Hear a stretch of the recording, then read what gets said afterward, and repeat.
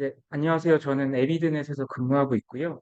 지금 데이터 사이언스 그룹이라고 CDM 데이터를 분석하는 업무를 담당하는 팀을 맡고 있습니다. 또 오늘 이제 CDM을 활용을 해서 어떻게 연구를 진행하실 수 있는지 좀 설명을 드리려고 하고요. 보통은 저희가 대학병원에 CDM을 구축을 하고 나서 이 교육을 저희가 보통 진행하게 되는데 보통 좀 한 3시간 이렇게 진행하는 경우들이 많이 있습니다. 근데 오늘 3시간은 너무 길고 한 1시간 반 정도, 1시간에서 한 1시간 반 정도로 제가 조금 압축해서 중요한 내용들 위주로만 조금 설명을 드리도록 하겠습니다. 근데 제가 오늘 조금 설명드릴 부분은 CDM이 이제 어떤 건지 이제 처음 접하시는 교수님도 계실 수 있어서 좀 개론적인 부분들 먼저 조금 말씀을 드리고, 그리고 이 CDM을 분석할 수 있는 아틀라스라고 하는 분석 툴이 있습니다. 그래서 그 분석 툴을 활용을 해서 이 처음에 용어 세트를 만들어야 되는데 그 용어 세트를 설계하는 부분, 그리고 설계한 용어 세트를 이용을 해서 코호트를 이제 디자인할 수 있는 부분, 그리고 그 코호트 디자인한 거를 기반으로 생존 분석 같은 통계 분석을 어떻게 돌리는지 그런 부분들 조금 말씀을 드리고 어떤 결과물들을 얻어보실 수 있는지 좀 보여드리도록 하겠습니다. 이제 조금 전에 그 CDW에 대해서 이제 설명을 해주셨는데요. CDW와 CDM은 그 연구의 목적에 따라서 조금 잘 맞게 활용하시면 좋을 것 같습니다. 이제 CDW는 한 개 병원의 데이터를 활용을 해서 그 연구를 하실 때에는 CDW가 훨씬 편리하십니다. 왜냐하면 병원에서 직접 의료진들이 사용하시고 있는 코드를 기반으로 이제 연구를 바로 하실 수도 있고, 비정형 데이터들도 바로바로 이제 같이 연구에 활용해서 연구를 하실 수 있기 때문에 훨씬 편리하고요. 이 CDM은 조금 개념이 다릅니다. CDM은 한 개 기관의 연구뿐만 아니라 다기관의 연구를 하기 위해서 만들어진 모델입니다. 그래서 뭐 보통 이제 병원들끼리 데이터 잘 쉐어 안 하려고 하지 않습니까? 그래서 그런 한계점들, 그리고 각 병원들마다 사용하고 있는 이제 코드라든지, 그리고 EMR 시스템이 다르면은 테이블의 형태가 아예 다르기 때문에 이제 실질적으로 여러 기관이 연구를 하려고 하면 이런 테크니컬적인 이슈들도 많았고, 또 이게 의료 데이터, 민감한 데이터다 보니까는 개인정보 보호 이슈도 있습니다. 그래서 이 다기관 연구를 하는데 많은 한계가 있었는데, 이러한 점들을 극복하기 위해서 나온 게 커먼 데이터 모델이라고 하는 공통 데이터 모델입니다. 그래서 요거는 우리나라에서 뭐 만든 건 아니고요. 이제 미국의 비영리 단체인 ODC라고 하는 단체에서 만들었습니다. ODC라고 하는 단체는 원래 미국 정부의 이제 펀딩으로 오몹이라는 단체가 먼저 만들어졌었고, 그 오몹에서 만들었기 때문에 이 오몹 CDM이라고 저희가 부르고 있습니다. 그래서 우리나라 이제 여러 이제 대학 병원들에 구축되어 있는 CDM이라고 하면은 보통 우리나라에서는 오몹 CDM으로 다 구축이 되어 있습니다. 이 오몹 CDM뿐만 아니라 여러 가지 CDM이 있습니다. 뭐 FDA에서 만든 약물 부작용을 데이터베이스 기반으로 분석하기 위한 뭐 센티넬 CDM 같은 것도 있고요. 그리고 뭐 피코르넷 CDM 같은 것도 있고, 또 우리나라에서도 이 약물 부작용 연구를 하기 위한 목적으로 만들어진 뭐 모아 CDM이라는 CDM도 있습니다. 그래서 CDM은 여러 가지 다른 버전의 CDM들이 많이 있고, 그 중에 중앙대병원도 역시 오몹 CDM이 구축이 되어 있습니다. 그래서 제가 지금 앞으로 설명드릴 부분은 다 옴옵 CDM 쪽에 초점이 맞춰져 있다라고 보시면 되겠습니다. 그래서 각 병원들의 EMR 데이터는 사실 데이터 포맷뿐만 아니라 뭐 그 안에서 사용되고 있는 이런 코드들, 뭐 진단명 같은 경우에는 대부분 KCDA 코드로 공통적으로 많이 쓰시겠지만, 그거 이외에 이제 여러 검사 코드들, 각 병원에서만 이제 의무기록팀에서 부여한 그런 로컬 코드 같은 것들은 각 병원에서 다 제각각으로 관리를 하고 있습니다. 그래서 그런 데이터들을 이용을 해서 이제 공통으로 연구를 하실 때에 쓰실 수 있는 모델이 CDM이다라고 이해해 주시면 될 것 같고요. 이게 이제 기본 개념입니다. 중앙대 병원에도 이 피더넷과 이제 CDM 데이터가 연동이 되어 있어서 피더넷을 활용을 해 보실 수가 있을 텐데요. 이 기본적인 인프라스트럭처입니다. 그 각 병원의 EMR 데이터는 당연히 이제 각 병원의 원내망 내에 저장이 되어 있고, 이 EMR 데이터를 CDM으로 표준화한 요 CDM 데이터베이스 자체도 각 병원의 원내망 내에 각각 병원에 독립적으로 저장이 되어 있습니다.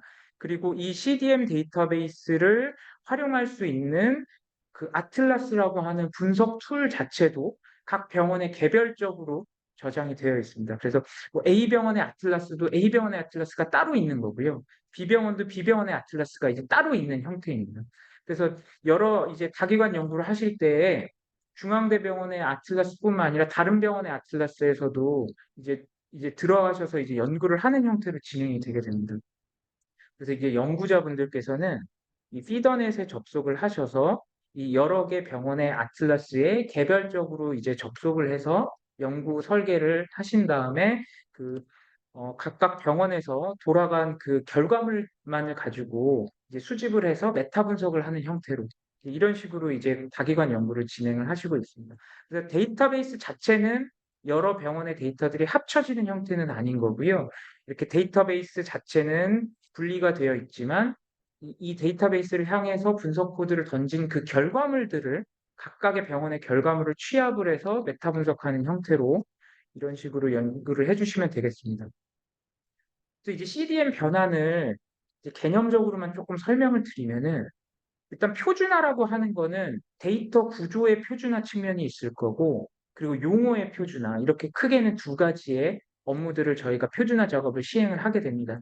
이 구조의 표준화라는 것은 먼저 가장 처음에 이렇게 A, B, C 병원의 처방 관련된 데이터들도 이 처방 테이블이 쌓이는 테이블의 이제 개수도 다르고, 거기서 사용하고 있는 코드도 다르기 때문에 이런 것들을 저희가 이제 쿼리 베이스로 해서 인터페이스라고 하는 공통적인 형태의 테이블 형태들로 우선 1차적으로 구조를 표준화를 시키게 됩니다.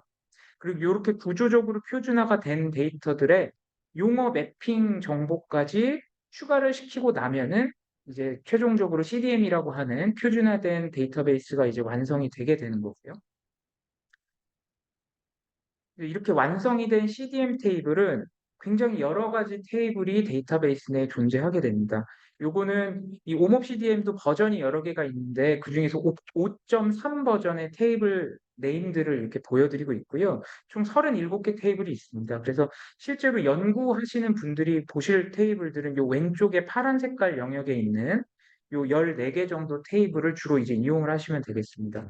그래서 이 펄슨 테이블에는 뭐 환자의 기본 정보들, 성별이라든지 생년월일이라든지 그런 정보들이 이제 기입이 되어 있고, 그리고 뭐 진단명 정보가 담겨 있는 컨디션 어커런스 테이블, 그리고 약 처방 정보가 담겨 있는 드러그 익스포저 테이블, 그리고 랩 수치 같은 정보들이 담겨 있는 뭐 메저먼트 테이블, 이제 이런 정보들을 이제 여러 테이블에 있는 테이블들을 이제 조인을 해서 연구를 하시는 형태로 진행을 하시게 됩니다.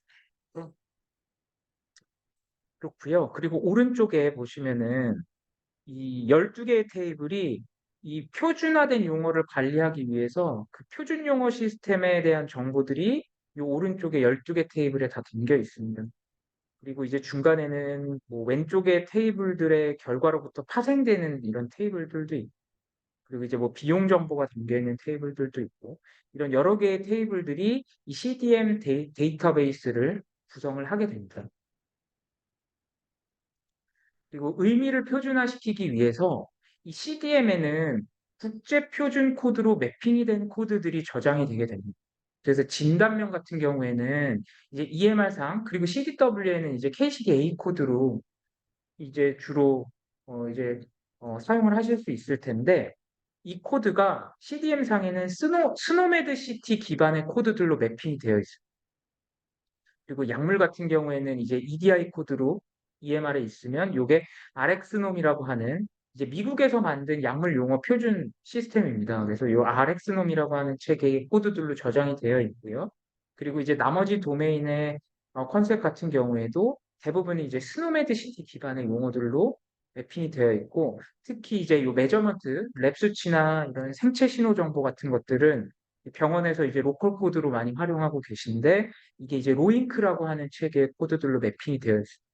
그래서 이렇게 표준 코드들로, 국제 표준 코드들로 오히려 이제 익숙하지 않으신 그 코드 시스템일 수도 있는데, 이제 이런 코드들로 이제 매핑이 되어 있습니다. 이게 왜냐하면 미국에서 만든 시스템이고, 우리나라 연구기관뿐만 아니라 이제 다른 나라의 병원들과의 다기관까지 이제 고려가 된 모델들이기 때문에 이렇게 국제 표준 코드들로 좀 매핑이 되어 있습니다.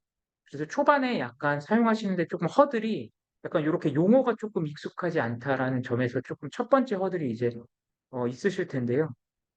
그걸 이제 조금 설명을 조금 드리면 이제 약물은 이제 특히 많이 이제 연구에 사용하시니까 제가 아까 Rx놈 체계의 용어 코드들로 이제 매핑이 되어 있다라고 말씀을 드렸는데 요게 이제 미국에서 만들어 놓은 의약품에 관련 용어 시스템입니다. 그래서 요게 다 약물의 클래스별로 체계적으로 정의가 되어 있습니다. 그래서 어떤 연구에서는 약물의 성분명단까지의 정보만 필요하실 수도 있고 아니면 조금 더 디테일하게 뭐 브랜드명까지도 구별하셔야 되는 경우도 있고 아니면 뭐 용량 정도만 이제 구별을 해서 연구를 하셔야 되는 경우도 있을 수 있는데 이제 필요하신 정보의 레벨에 따라서 알맞는 클래스를 선정을 하시면 될 것 같습니다. 그래서 인그레디언트의 클래스는 그냥 성분명까지만 이제 구별이 되어 있는 클래스입니다. 그래서 뭐 예를 들어서 아세트아미노펜을 활용한 연구를 하시고 싶으시다라고 하면은 아세트아미노펜이라고 하는 그 인그레디언트 컨셉 아래에 하위에 그 뭐 아세트아미노펜 성분의 여러 가지 제품들이 다 매핑이 되어 있기 때문에요. 요 인그레디언트 클래스의 아세트아미노펜 하나만 선택을 하고 디센던트 컨셉까지 다 활용을 하겠다라는 로직만 걸어주시면은 요 하나의 코드만 선택을 해도 그 하위에 여러 용량, 여러 제형, 여러 브랜드의 용어, 약물 용어들까지도 이제 한꺼번에 포함을 시켜서 연구를 쉽게 하실 수가 있습니다. 그래서 만약에 이제 브랜디드 드러그 클래스까지 사용을 하신다. 여기에는 성분명 정보뿐만 아니라 용량 정보, 그리고 제형 정보, 그리고 브랜드 네임까지 굉장히 상세한 내용으로 세분화된 코드들로 이제 구성이 되어 있기 때문에 요렇게 좀 코드들을 구별해서 연구에서 활용하셔야 될 경우에는 이렇게 조금 더 하위 레벨의 클래스로 이제 연구를 디자인해 주시면 될 것 같습니다. 그래서 요런 컨셉들이 다 이제 릴레이션이 구축이 되어 있습니다. 그래서 뭐 atrial fibrillation이라는 요런 컨셉이 있으면 이 컨셉에 조금 더 상위단 ancestor 컨셉으로 쭉 이렇게 뭐 fibrillation, 뭐 heart disease 이렇게 쭉 상위의 용어들이 다 연결이 되어 있고요. 조금 더 하위에 세부적인 내용까지 담고 있는 하위 컨셉들도 있고 저희가 이제 상위 코드들은 그 페어런트 컨셉들, 이제 앤세스터 컨셉이라고 저희가 얘기를 하고 이 하위의 컨셉들은 이제 차일드 컨셉들, 디센던트 컨셉들이라고 이야기를 하고 있습니다. 이렇게 하이어라키 구조가 이제 잘 구축이 되어 있기 때문에 원하시는 레벨의 컨셉을 잘 선택하시는 것이 중요합니다. 그래서 오모 보캐블러리들은 실제로 이렇게 이제 A형 간염이다라고 하는 요 컨셉이 위치한 위치가 여기인데 실제로 이렇게 하이어라키들이 복잡하게 이제 얽혀 있는 거를 볼 수가 있습니다. 이렇게 용어들을 검색해 보실 수 있는 사이트가 있는데요. 요 athena.odc.org라고 해서 ODC라고 하는 단체가 아까 CDM을 만든 단체라고 말씀을 드렸는데 그 단체에서 운영을 하고 있는 용어 검색 사이트입니다. 용어 사전이라고 보시면 되고요. 요 아테나에 들어가셔서 만약에 이 ICD-10 코드로 A00.0이라고 하는 컨셉만을 알고 계실 텐데 이 컨셉이 그럼 CDM 상에서는 과연 어떤 컨셉으로 매핑이 되어 있어서 사용을 해야 되냐 그런 것들을 검색을 해보실 때에 이 아테나 사이트에서 검색을 해보실 수가 있어요. 그래서 아테나에 들어가셔서 이렇게 A00.0을 검색해 보시면은 이런 콜레라 이런 컨셉이 이제 찾으실 수가 있을 텐데요. 이건 이제 ACD-10 코드 클래스의 컨셉이고 이 컨셉을 이제 클릭을 하셔서 조금 상세 정보를 보시면은 이 릴레이션이라고 하는 메뉴가 있습니다. 그래서 이 릴레이션십에 난 스탠다드 투 스탠다드 맵이라고 하는 항목이 있는데요. 여기에 이제 스탠다드 컨셉으로는 어떤 컨셉으로 매핑되어 있냐라는 정보가 이제 여기에 이제 보여주게 됩니다. 그래서 이 콜레라라고 하는 컨셉이 이 컨셉 아이디로 198677이라고 하는 스노메드의 보캐블러리 시스템을 따르는 컨셉이 스탠다드 컨셉으로 매핑이 되어 있습니다라는 정보를 여기서 확인을 해보실 수가 있습니다. 그래서 이 아테나라는 사이트에서 적합한 용어 컨셉을 이제 검색을 해보시면은 연구 진행을 하실 수 있을 것 같고요. 요 컨셉들이 이제 처음에 이제 접하실 경우에 잘 용어들이 조금 헷갈리실 수가 있습니다. 그래서 조금 말씀을 드리면은 아까 이 진단명의 영역의 이 컨디션 같은 경우에는 표준 코드가 이제 스노메드 시티를 따르는 코드들로 표준 코드라고 채택하고 있다라고 말씀을 드렸습니다. 그래서 요 atrial fibrillation이라고 하는 컨셉을 이제 찾아서 연구를 하시는 경우에 요 컨셉의 이제 스탠다드 컨셉은 요 스노메드 시티 용어 체계를 따르는 컨셉입니다. 그래서 요 보캐블러리 아이디라고 하는 항목은 요 스노메드 원천 용어 시스템의 용어 시스템을 이야기를 합니다. 그래서 여기에 실제로 검색해 보실 때 스노메드 시티가 들어가 있지 않은 것도 있고 뭐 ICD-10이 여기 들어가 있을 수 있고 굉장히 여러 가지 용어 진단명을 나타내는 용어 시스템이 여기에 담겨 있을 수 있습니다. 근데 이제 요 보캐블러리가 스노메드로 되어 있는 그런 보캐블러리들이 요 스탠다드 쪽에 S라고 기입된 컨셉으로 저장이 되어 있을 겁니다. 그래서 요 스탠다드 컨셉은 요 컨셉이 표준 코드인지 스탠다드인지 아니면은 난 스탠다드인지 난 스탠다드라고 하면 여기에 N이라고 표기가 되게 됩니다. 그래서 그게 이제 난 스탠다드인지 여부를 요 스탠다드 컨셉 정보에서 보실 수가 있고요.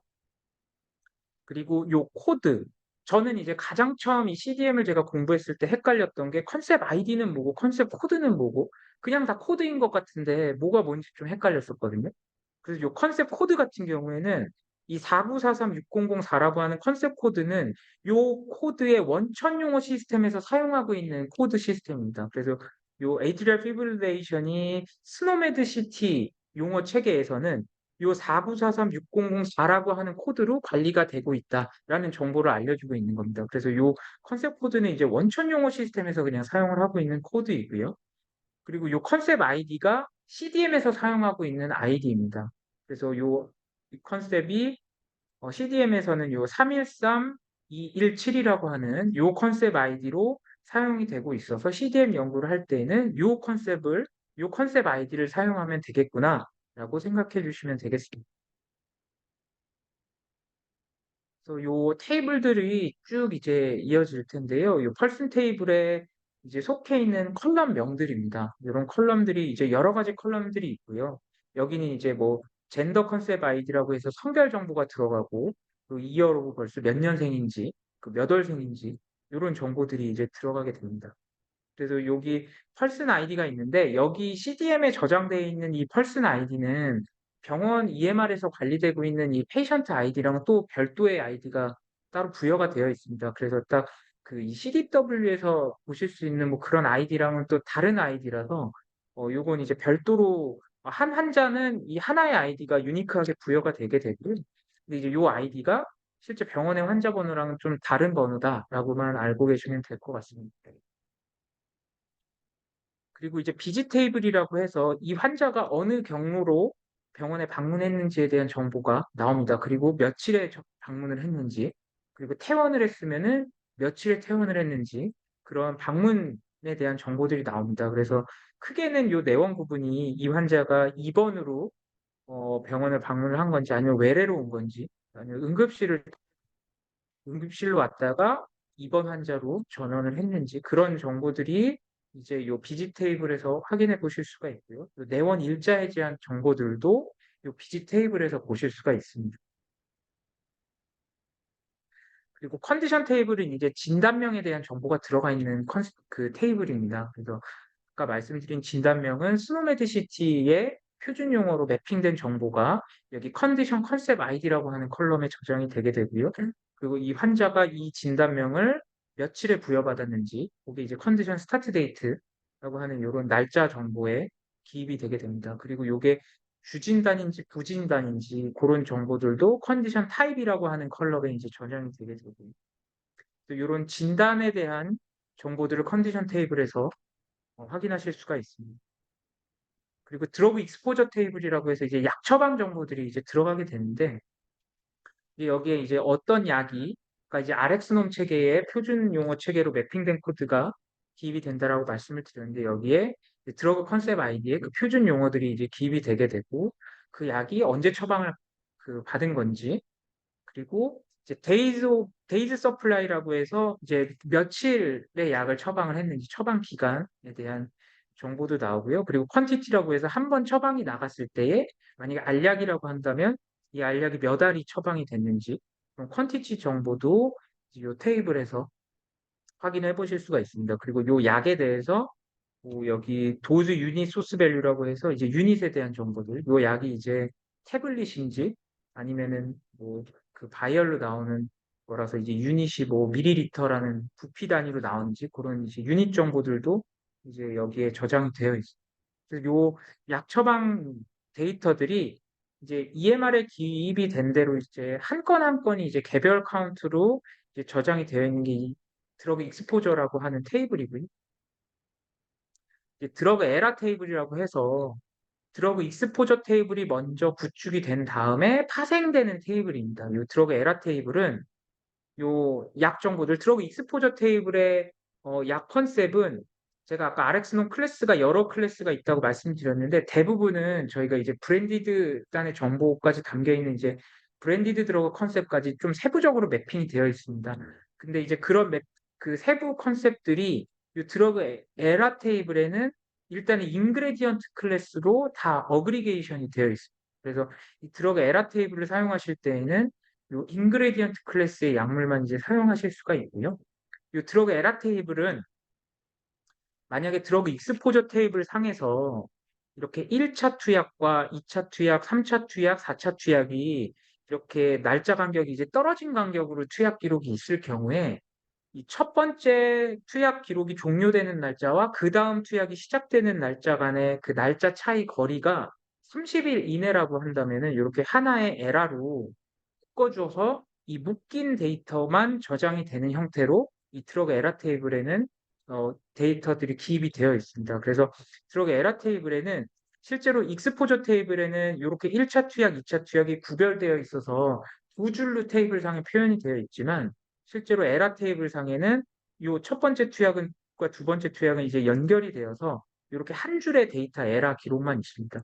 그래서 이게 그 약물의 이제 연속적인 약 처방 기록들을 그 기간을 이제 연구에 활용하시고 싶으실 경우에 이 드러그 에라 테이블을 활용해 보실 수가 있을 것 같고요. 근데 이제 드러그 에라 테이블은 요 간격 연결해 주는 기간이 30일이라고 하는 요 퍼시스턴스 윈도우가 30일로 이제 픽스가 된 테이블입니다. 그래서 그 점만 좀 유의하셔서 요 연결하는 게 30일로 해도 무리가 없다라고 하시는 경우에만 요 드러그 에라 테이블을 연구에 사용해 보시면 좋을 것 같습니다.